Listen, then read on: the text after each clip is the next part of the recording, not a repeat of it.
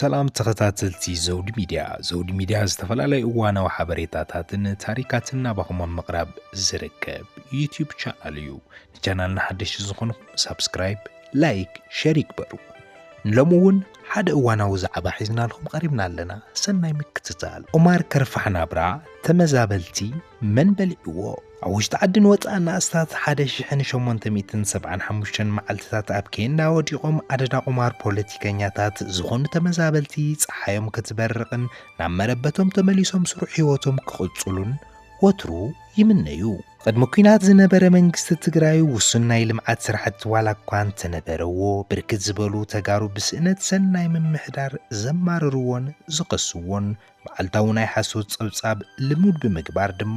ብዙሓት ዝቃለስዎ ብኻልእ ሸነኽ ድማ ብኣብዝሓ ማሕበረሰብ ድጋፍ ብኣየኳናይናን ብጣቕዒትን ዝሰኸረ ብጥራሕ ሜዳ ብፈኸራ ዝዕንድር መንግስቲ ነይሩ። በቲ እዋን ስልጣን ሒዙ ዝነበረ መንግስቲ ትግራይ ኩናት ከም ዝለዓልና ፈለፀ ወሓዝ ህዝቡ ክንዲ ዝኸውን ብሰንኪ ድኹም መርሕነትን ጌጋ ስልሒትን ህዝቢ ትግራይ ብስነ ልቦናን ኢኮኖሚያውን ከይተዳለወ ኣብ ልዕሊኡ ጆኖሳይድ ተኣውጅዎ ብፈኸራ ዝፈልጦን ዝኣምኖን መንግስቱ ተበቲኑ ናብ በረኻታት ትግራይ እንተኣቱ ኣብ ኢድ ፀላኣ ወዲቑ ጭቆናን በዳልን እንትበዝሖ ዓቕሚ ዝረኸበ ኣይግዛእን ኢሉ ናብ ቃልሲ ተጸንቢሩ። ዓቕሚ ዘይነበሮ ክፋል ህዝቢ ድማ እግሩ ናብ ዘምርሖ ተበቲኑ ተሰዲዱን ተመዛቢሉን ምስንቃዓ ሃፍቱ ድማ ክሳብ ሕዚ ኣብ መሪር ጥሜትን ሕማምን ተሳጢሑ ይርከብ። ነዚ ከም ምኽንያት ዝቆጥሩ ብዙሓት ተንተንቲ በቲ እዋን ዝነበረ መንግስቲ ገና ካብ መፈለምትኡ ህዝቡ ንጆኖሳይደራት ዘሕሊፉ ዝሃበ ምምሕዳር ትግራይ ብምባል ይወቕሱን ይኸሱን ተሓታታይ እውን ምዃኑ ይሕብሩ። እዚ ከም ዝናሃለዎ ምስትት ኩሉ ድኽመቱን ስሕተቱን ኣንጻራብ ልፍንታውያን ጸላእቲ ዝተኣወጀ ኩናት ጆኖሳይድ ተሰሊፉ ኣተሓባቢሩ መኸተ መሪሑ ተቃሊሱን ኣቃሊሱን ውዕል ፕሪቶርያ ንክፍረም ዝገበረ ምዃኑ ዓለም ዝምስክሮ ሓቂ እዩ። ብሸቐጥ ፖለቲከኛታት ናብርኡ ከም ዝተመሳቐለ ዝዝረብ ተመዛባልን ስደተኛን ትግራይ ውዕል ፕሪቶርያ ተኸቲሙ ምስ ሰምዐ ኣመና ተሓጒሱን ናብ መረበቱ ክምለስን ተስፋ ገይሩን ምንባሩ ይዝከር። ይኹን ደኣ እምበርቲ ውዕሊ ድምፂ ጽይት ካብ ምቁራጽ ዝዘለለ ኣብ ህይወት ተመዛበልትን ስደተኛታትን ኣብ ምውሓስ ሓድነታዊ ግዝኣት ትግራይን ክንዲ ፍረጣፍ ለውጢ ከምጽእ ከም ዘይከኣለ ህዝብና ኣብ ሰዓት ኣብ ዝኸፍአ መከራን ሕሱም ናብራን ጥሒሉ ይርከብ። ናይዚ ምስክር ኣብ ዝቕንያት ብጉዱሳት መንእሰይ ተቓሊዑ ዝወፅን ህዝቢ ካብ ጫፍ ናብ ጫፍ ዘቆጥዕን ዘነቓነቕን ጉዳይ ህጻጽ እዩ። መንግስቲ ፌደራልን ውድብ ሕወሓትን ብዘለዎም ዘይዛረየ ፖለቲካዊ ቅርሕንትን ብዝፃወትዎ ዘለዉ ፀላዕ ከም መሳርሒ ኮይኑ ዘሎ ንተመዛበልቲ ብዘይምንም ቅድመ ኩነት ከቕርብ ብዝነበሮ ቀረብ ሰብኣዊ ሓገዝ ዋና ጉዳይ ምዃኑ ነቲ ካብቲ ማሊ ሎሚ ካብ ሎሚ ጽባሕ ብተስፋ ዝነብር ተመዛባሊ ወገን ተስፋ ዘቑረፀ ኮይኑ ይርከብ። ጉዳይ ሰብኣዊ ሓገዝ ኣመልኪቶም ፕሬዝዳንት ጊዜያዊ ምምሕዳር ትግራይ ሌተናል ጀነራል ታደሰ ወረደ ኣብ ዝቕንያት ኣብ ዝሃብዎ መግለጺ መንግስቲ ፌደራል ናይ ክልል ምምሕዳርን መላእ ህዝቢ ኢትዮጵያ ንተመዛበልቲ ሓገዝ ከበርክቱ ጻውዒት ኣቕሪቦም ዋላ እኳ እንተነበሩ ኮሚሽን ኣመራርሓ ሓደጋ ስግኣት ኢትዮጵያ ሕፅረት ሰብኣዊ ሓገዝ ከም ዘጋጠመ ጊዜያዊ ምምሕዳር እንተዘፍልጠና ነይሩ እኹል ቀረብ ምግቢ ክነበርክት ንኽእል ነርና ክብል ንጊዜያዊ ምምሕዳር ትግራይ ግብረ መልሲ ሂቡሉ መዘራረቢ ኣጀንዳ ኮይኑ ቐኒ ነይሩ። ኮሚሽነር ኣመራርሓ ስግኣት ሓደጋ ኢትዮጵያ ዶክተር ሽፈራው ተኽለማርያም የትነግብዱን ኢሎም ዝፀውዕዎ ኣመራርሓ ሕወሓት ጥሜት ከም መሳርሒ ፖለቲካ ብምጥቃም ህዝቢ ብጥሜት ይቐፅዕ ኣሎ፣ ነዚ ድማ ኩሉ ክግንዘቦ ይግባእ ክብሉ ወቐሶም ኣቕሪቦም። እቲ ኮሚሽን ናብ ዝተመዛበለ ሕብረተሰብ ዝለኣኾ ድጋፍ ድማ ንዝተሓሰቦ ዕላማ ጥራሕ ክውዕልን ክፍተት እንተሃለዎ እውን ንክምላእ ናይ ምርግጋጽ ሓላፍነት ናይ ጊዜያዊ ምምሕዳር ትግራይ ምዃኑ ወሲኾም ገሊጾም ነይሮም። ድሕሪዚ ድማ ኮሚሽን ኣመራርሓ ሓደጋ ስግኣት ትግራይ ተመዛበልቲ ብሰንኪ ዋሕዲ ምግብን ዘይምትግባር ስምምዕ ፕሪቶርያን ዝበጽሖም ዘሎ ሰብኣዊ ወፅዓ ኣመልኪቱ ንኮሚሽን ኣመራርሓ ስራሕ ስግኣት ሓደጋ ፌደራል ደብዳቤ ጽሒፉ እዩ። ኣብቲ ዝተጽሓፈ ደብዳቤ ኣብ ማእኸላት መዕቆቢ ዝርከቡ ተመዛበልትና ዝወሃብ ወርሓዊ 15 ኪሎ እኽልን 0.45 ግራም ዘይትን ንጉዳይ ጥዕና፣ ንማይ፣ ንኽዳን፣ ንወጻእታት ትምህርትን ደቆምን መሰረታዊ ኣቑሑ ንመጥሓን እኽልን ካልኦት ወጻእታት መማልእ መሰረታዊ ድሌታት ከማልእ ከም ዘይኽእል ብህይወት ንምንባር ዘይኽእል ሓገዝ ምዃኑ ክፍለጥ ከም ዘለዎ ተገሊጹ እዩ ኣብዝን ብዙሓት ዘደንጸወ ካልእ ጉዳይ ድማ ቅድሚ ሒደት መዓልትታት ጊዜያዊ ምምሕዳር ትግራይ ኣብ ዘብጽኦ መግለጺ ንዝሓለፈ 4 ወርሕ ምንም ዓይነት ሓገዝ ኣትዩ ኣይፈልጥን ተባሂሉ ንዝተገለጸ ሓበሬታ ኮሚሽን ኣመራርሓ ሓደጋ ስግኣት ትግራይ ፌደራል መንግስቲ ኣብ ዝሓለፉ 4 ወርሕ ንተመዛበልቲ ሕጻጽ ጽራሕ 14,000 ኩንታል እኽሊ ከም ዝለኣኸ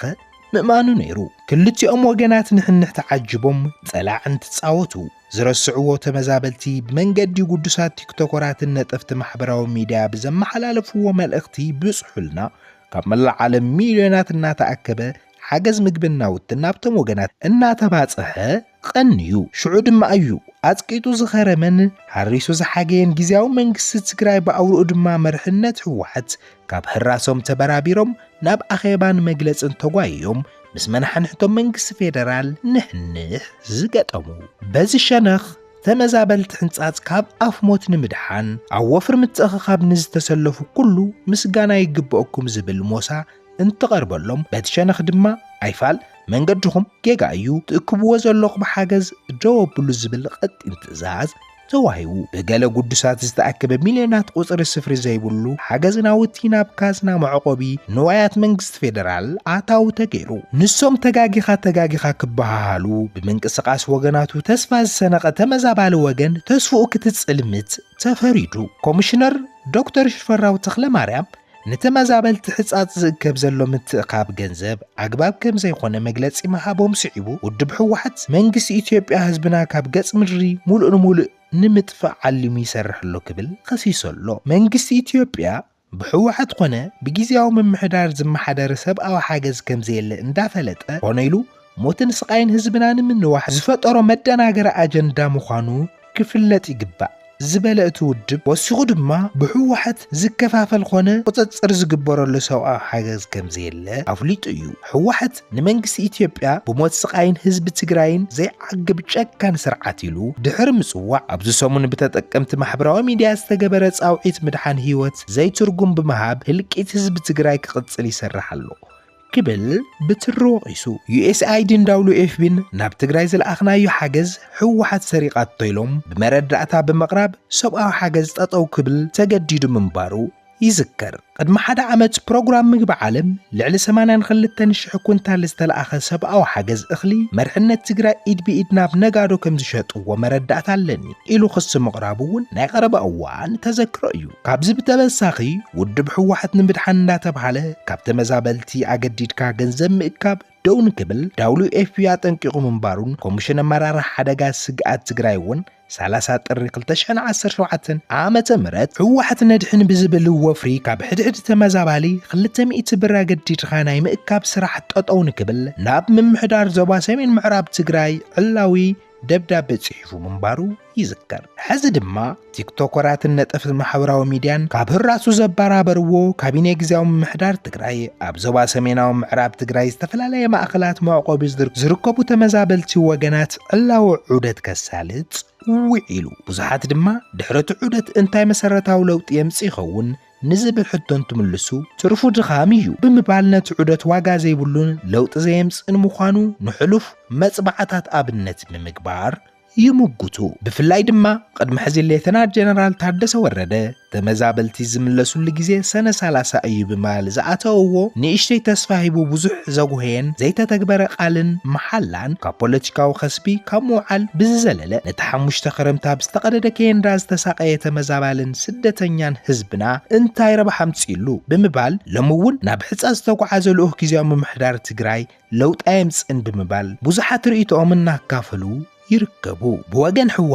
ህወሓት ተዘይደሓነት ተመዛበልቲና መረበቶም ኣይምለሱን ዝብል ዓንቃጽ ሓሳብን ብወገን መንግስቲ ፌደራል ድማ ብዘይ ግዝኣታዊ ሓድነት ናብ ገዝኦም ይመለሱ ብዝብል ዘይሕገ መንግስታዊ ውሳነን ኣብ ማእኸሉ ኮይኑ ህይወቱ ብምስኣን ንፖለቲካዊ መቋመሪ ሳንዱቕ ኮይኑ ይርከብ ዓንጋሊ ሚልዮናት ዝነበረ ፈቆዶ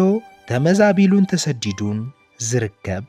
عقل هزبي زبنحنح منجس فيدرالن بحوحتن تصفع زركب هزبي صحاوي معاز كتبرق تخون نزبل حتو جزي زملو سوالا كوان تخونه كل زخالو قالس بمحيال جزي مكرؤون كحتصر كك على سيقبا ملأختنا ايو تمزابل توغناتنا ناب መረበቶም ተመሊሶም ዘላቐ መፍትሒ ንክመጽእ ኩለና ንቃለስ። ንዘውዲ ሚድያ ሓደሽ ዝኾንኩም ሳብስክራይብ፣ ላይክ፣ ሼር ይግበሩ። እዚ ጽሑፍ ካብ ላዛ ትግርኛ ፌስቡክ ገጽ ረኺብናዩ።